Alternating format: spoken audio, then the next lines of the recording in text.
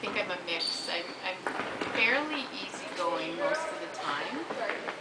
Depending on the situation, I might become a little authoritarian if I don't find people are working hard in practices and things like that.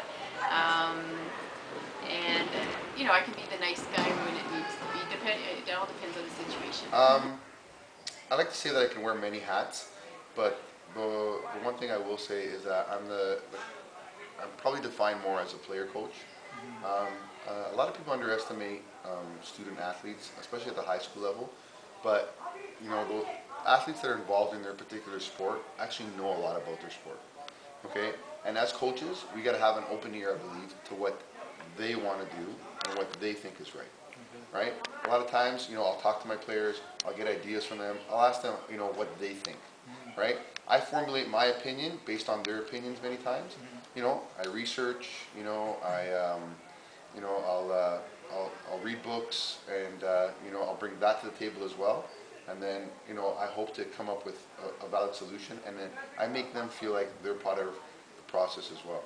Oh, okay. Sounds like you build a good rapport with your teammates. That gets tricky, because the question is, what do people want to accomplish? So if there's a team that has enormous potential and it wants to meet its potential, and there's agreement that that's what they want, then things have to happen a different way. And suddenly, wait a minute, this is completely unacceptable, and come on, let's go. We got to lift our game, we got to lift our game, we got to lift our game. Sometimes you get a group of individuals that have a particular potential, but meeting it fully is not necessarily what they're interested in, and they are perhaps now more interested in the experience.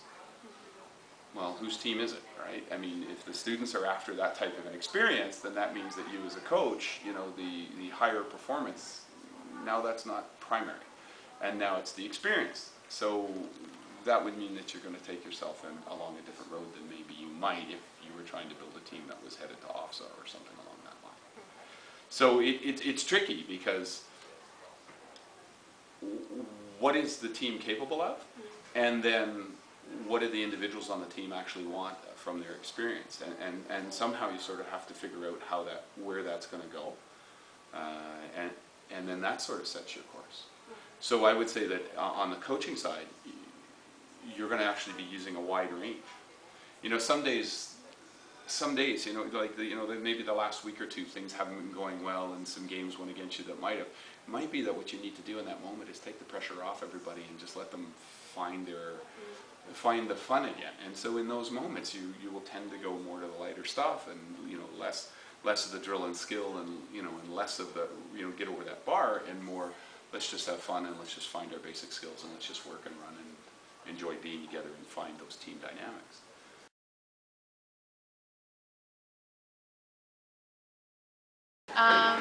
I think they should be knowledgeable about the sport. I think they should be fair. Consistent. You want to teach people to improve on their skills, and teamwork. Encourage teamwork. There are a couple of the main ones. I mean, there are many, but the first one I would say is you got to be able to communicate well, and that could mean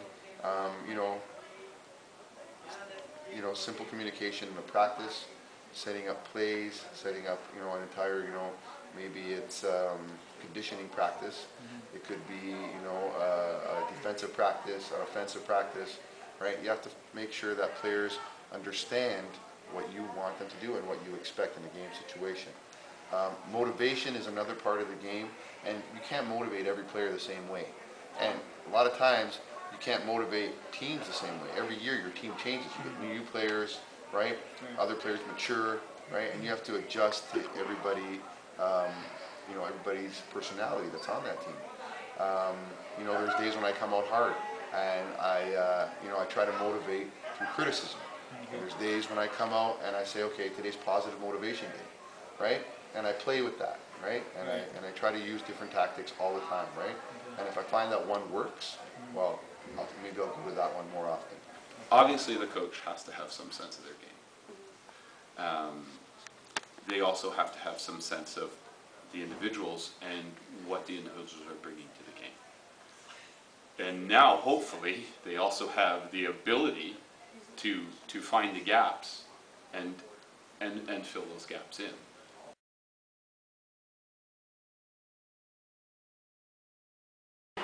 First and foremost, people need to have fun when they're on a team, but they also need to be improving and learning something. So I like them to pick a goal, how they want their season to go, and feel like they've improved over the season, and that they're being better as an athlete. Being prepared is a big deal.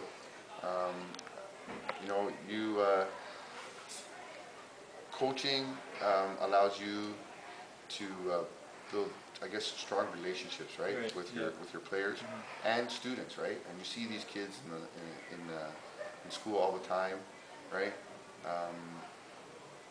And I think that people underestimate how powerful coaching can be, and I think more teachers actually should get involved in. We sort of have to have this agreement. What is it that we want? Do we want to be number one? Fine, this is the road we walk. Do we want to just enjoy ourselves? Okay, this is the road we walk.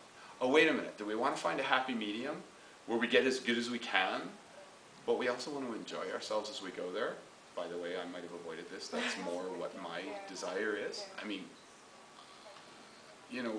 what's the point of doing this if we're not enjoying it? But what's the point of doing this if we're not actually going to try to be as good as we can be? And so for me as a coach, that's a real problem, because those two things are actually opposed.